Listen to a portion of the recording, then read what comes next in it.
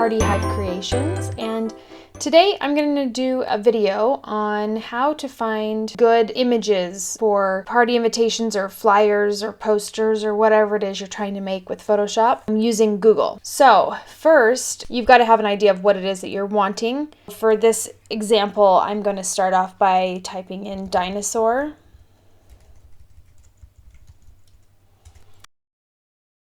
Click on images, and then you click on search tools, and then go to size and select large. What happens now is it filters out any of the images that will be way too small for printing purposes on an invitation, and it only gives you the large filed options.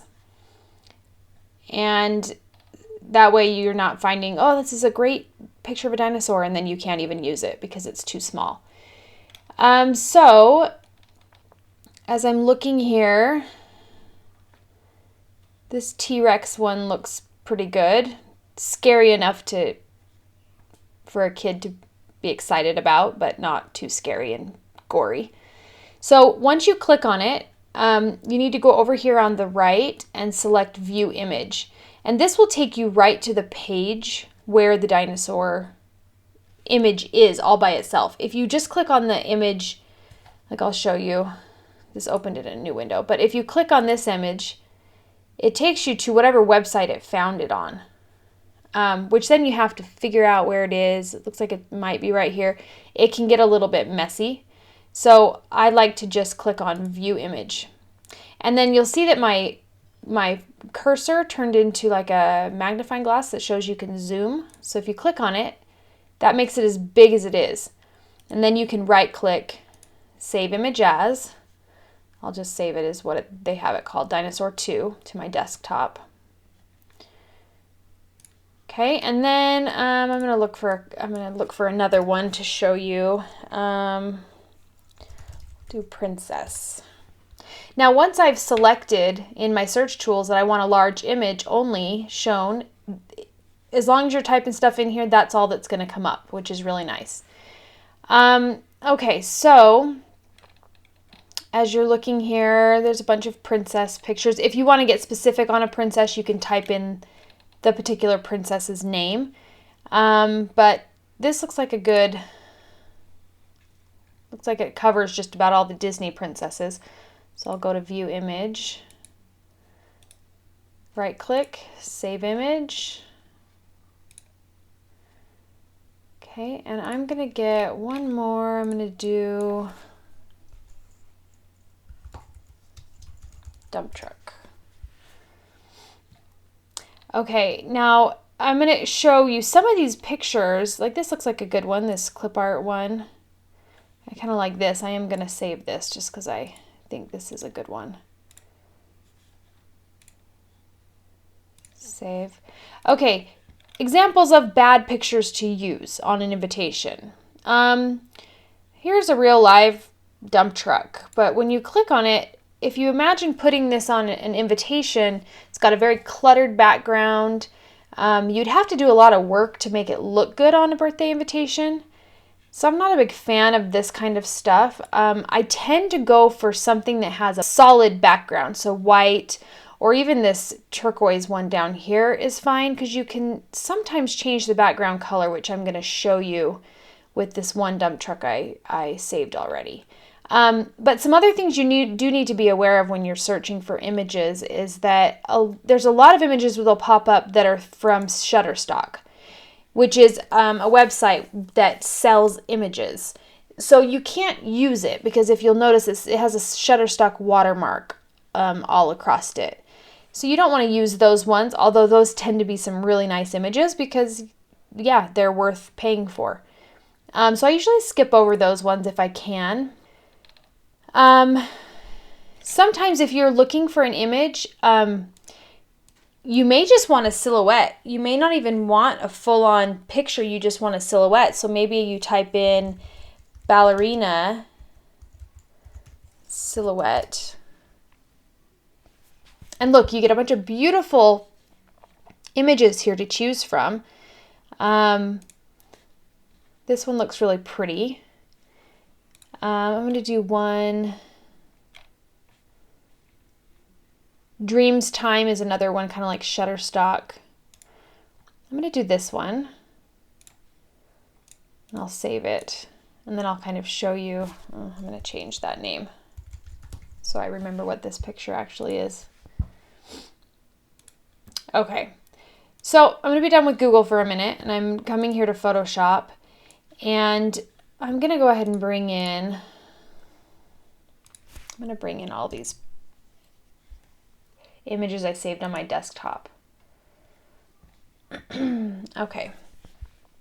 So we've got them all up here, and I'll kind of show you what you can do with them. Oh, here's a baby pig I was playing with earlier. It's cute. So let's go ahead and start with this dinosaur. So all you do is you have to open up create a new file. So you already have a new file open here, which I show you how to do that in all my other videos. But I'm going to put the dinosaur on this portrait oriented file. So I'm going to just make sure I'm on my move tool. I'm going to click on the picture and I'm going to drag it to that file and let it go. And usually it's going to be, hopefully, your hope is that it's a little bit too big, because being too big is a good problem to have. If it's too small and you try to make it bigger, that's when you run into real issues. Okay. So there's your picture of your dinosaur. Now, if you look at it, you've got this little marking here from where we saved it. So if you want to get rid of that, easiest way is just to go over here to your eraser tool. And at the top, make sure it says 100% up here on the opacity, and then just erase it. In my previous videos, I've mentioned how I like to make sure that the background of the actual item, like the dinosaur, matches the background I want. Even if it looks the same, like this white, you want to double check and just make sure. So I go to my paint bucket tool, and I actually want to see what color this white is, if it's a perfect white or just a little off. So I go over here to my colors that I have chosen right now, and I click on it. And then I click on the white just around the dinosaur. So I know that I'm getting the white on that file. And it shows me that it's white, but it's a little off. It's not the perfect white. So it's FDFEF6 is the color number. I just click OK. So now that color is right here. And if I use my paint bucket tool, I'll click on my background, and I color my background that color. Now it perfectly matches the background of the dinosaur. So when I print it, there's no chance that you're going to see a difference in shades of white. Now I know some people might be like, well, what if I don't want a white background? Well, okay, you can try changing the color. I'll go into detail of how you cut something out in a different video, but for this purpose, I'm just going to show you some images it works it's a real quick fix to change the background, and some images it is not. So for example, if you wanted your background to be, let's say, I don't know, like a green color, and you click the background, so you've colored your background. Now you have to click on your dinosaur layer and go up here and click to color that. Now this wasn't too bad. This actually colored really well. It just left the little bit of white down here, which you could choose to use your paint bucket tool again and just kind of click to fill it in as much as you can. You might want to zoom in. I like to hit Command and the plus sign and just get closer so I can see what I'm doing. And just click.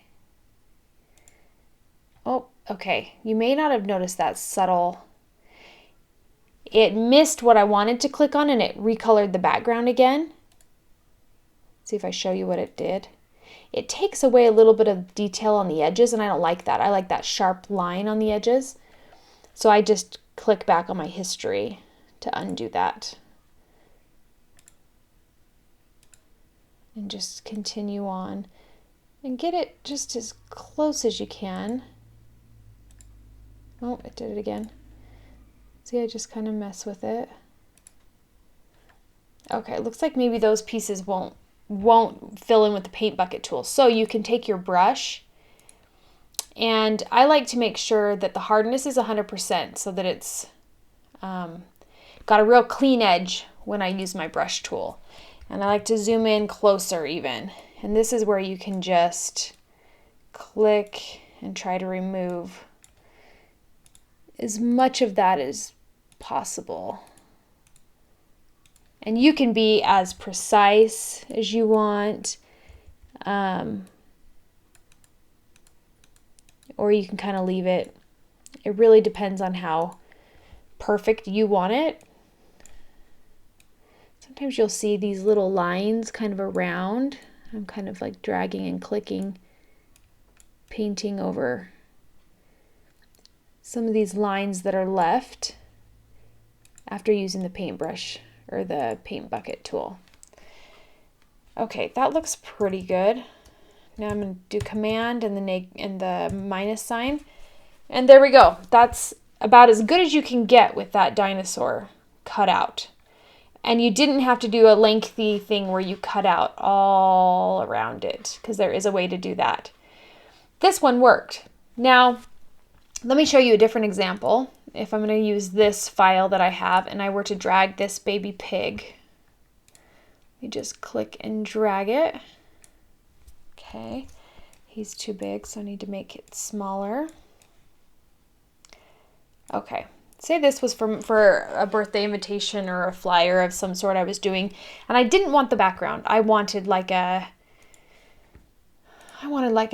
light blue. Hit OK.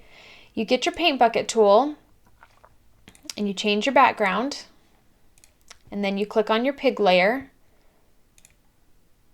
and see what it did.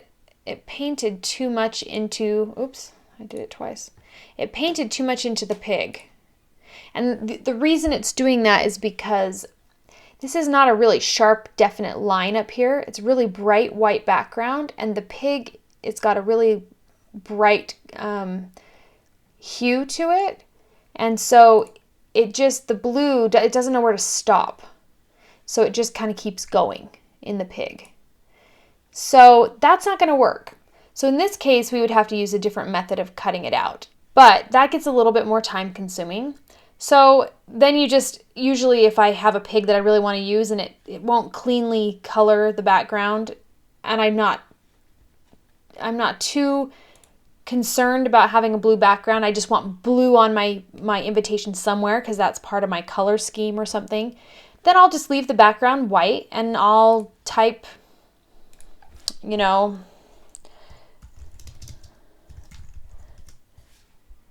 it's a party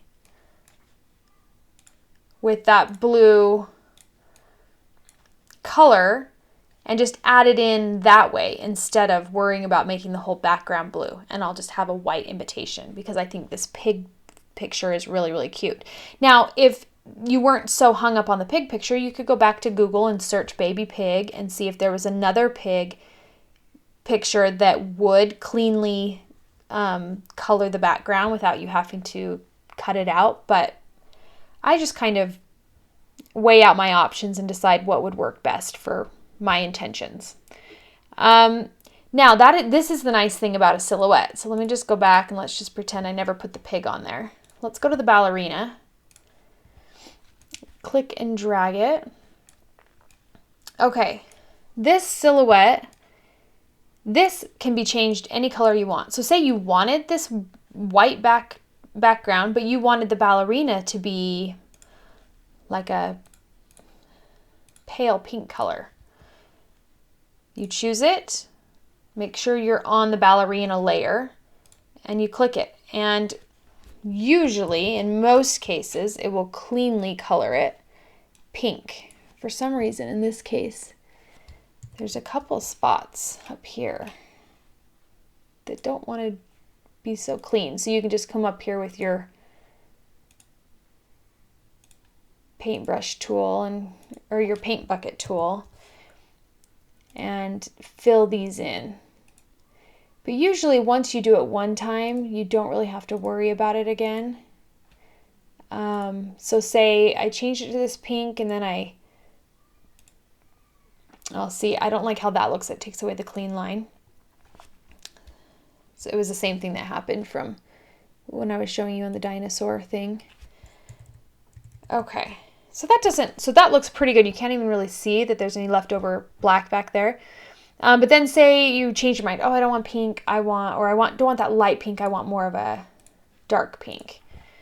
You could go back to it and click it again, and you won't have to worry about up here now that you fixed it that one time. You could even say, oh, you know, I like that bright pink, but I'd rather have a black background. So you can color your background black, and then click on your layer and color that black. So silhouettes are kind of nice. It really gives you freedom to do whatever you like with the color. The princesses, this one's, I'm wondering how complicated this one will be. So I'm going to drag it over here and show you. Okay, let's go ahead and get rid of the dinosaur. This little eye, if I click on it, it'll hide what I had previously done. Okay, so say I want these princesses. Let's test it out and see. I'm sure I don't want the green background, so let's switch that to something else like, I don't know, this light pink color. Like this, okay? And now let's click on the layer and let's see what it does. Oh, it's not bad. Actually, it's not bad at all.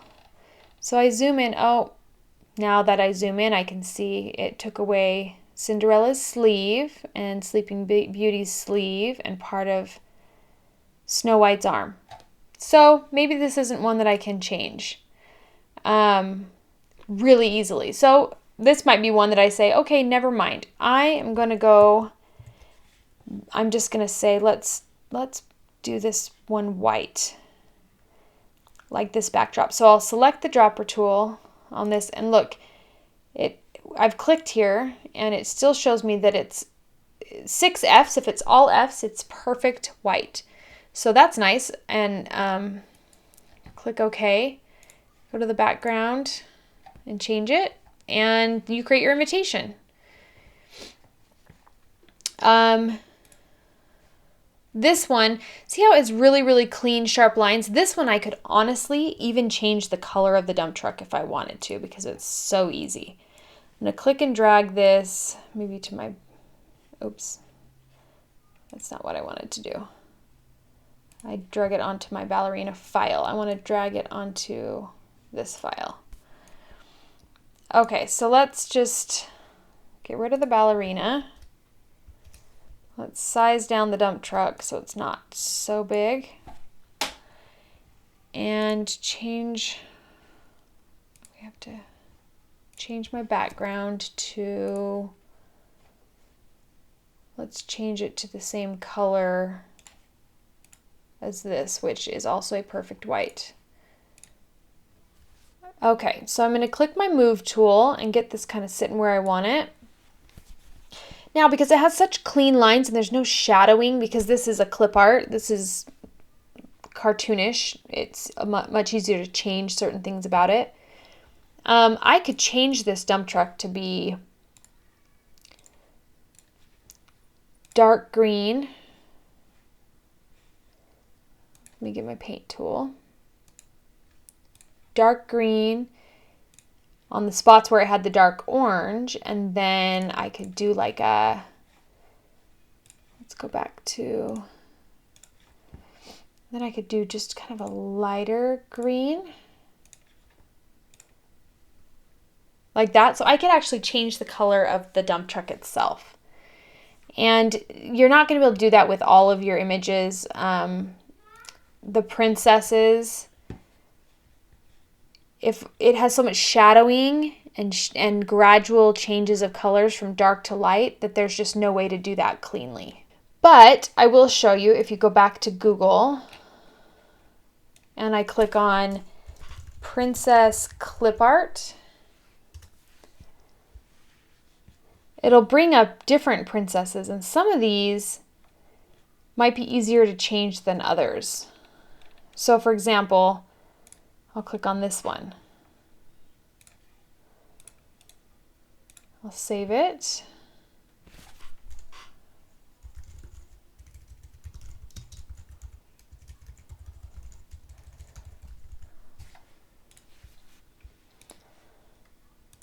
Okay, and then I'm going to go back here and open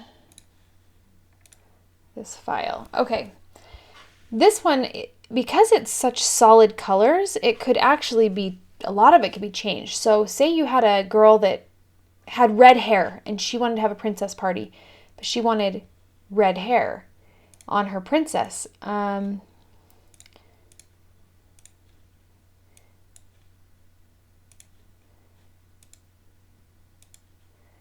could find whatever the right shade is, I don't know, and see how it changed this whole section here. But then what you have to do is look on the image and see, okay, the brown hair shows right through here and here. And it shows a little bit in here, which I'll show you how you can mess with that in just a second. But up here in her crown, it's everywhere. So you just have to click, fill it all in. And it's filling in so nicely because it's such a clean cut image with defined edges. You have to zoom in to get some of these smaller areas. But basically, I mean, it really looks rather clean. It looks like this girl came with red hair. It's not. It looks pretty good. Now you could leave it looking like this down here, or you could slightly adjust it. The reason it looks like a lighter brown, like a tan, because of that sheer cover that's on her dress. So you could go to the red and just pick just a lighter shade of red. See how that's just a little bit lighter? Then you can go in here and click those sections. See, now it looks like it's just overlaying her hair, more of the right color. You could even change the color of her dress if you wanted. If you wanted a blue dress. Let's see. Let's try this color. And then same thing. You do the same color blue up here, but then here it's going to be a lighter version of this blue because of that overlay. Like that. And then you could change the color of the polka dots, or you could leave them there, or you could change the color of her wand. You could even do a blue crown. It's really, really easy to adjust an image, a clip art image like this, and change the colors to what you'd like them to be to fit your needs. And in a lot of cases, you should be able to drag this, and it's a little big. Okay, let's take off our dump truck over here. You should be able to change the background to what you want. So say you just want kind of a nice gray.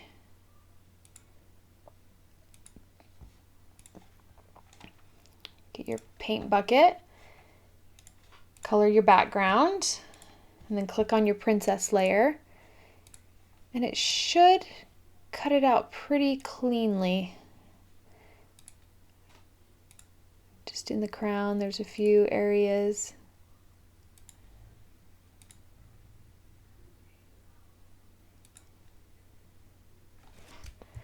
Might be a couple spots that I've missed.